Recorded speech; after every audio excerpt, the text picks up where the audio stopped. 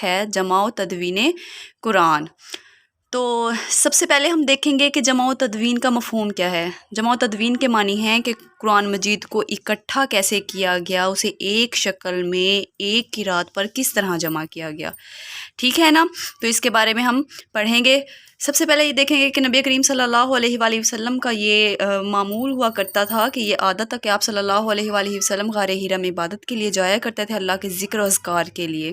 تو ایک روز رمضان المبارک میں آپ اللہ کا ذکر کرنے کے لیے غار حرا میں موجود تھے، تو وہاں ایک شخص نازل ہوا آپ کے سامنے اور فرمایا اقرا، آپ نے فرمایا ما انا بقاری، کہ میں پڑھا لکھا نہیں ہوں۔ اس شخص نے پھر سے فرمایا اقرا، تو 2-3 دفعہ اس طرح سے آپ نے جواب دیا کہ میں پڑھا لکھا نہیں ہوں، تو اس شخص نے آپ کو جھنجھوڑا اور آپ کے سامنے سورۃ علق کی پہلی 5 آیات بیان کی۔ تو اس طرح سے قرآن مجید جو ہے وہ نازل ہونا شروع ہو گیا۔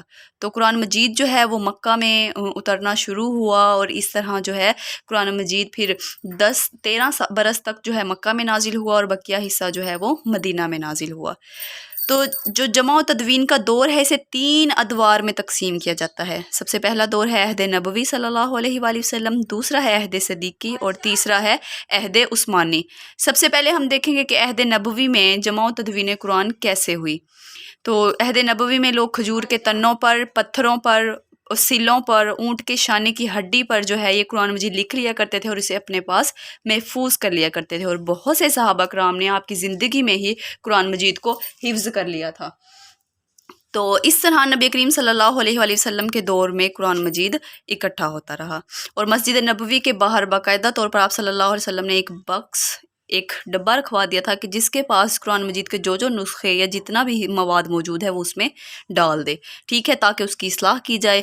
اور ہر رمضان میں یا آپ صلی اللہ علیہ وسلم کا عادت ہوا کرتی تھی کہ آپ جبرائیل امین کو قرآن مجید سنایا کرتے تھے، اور جو غلطیاں ہوتی تھیں یا جو بھی کمی بیشی ہوتی تھی تو اس کی اصلاح اللہ تعالیٰ فرما دیا کرتے تھے۔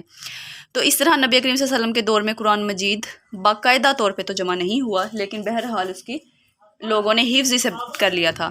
اس کے بعد ہے جی عہد صدیقی میں۔ عہد صدیقی میں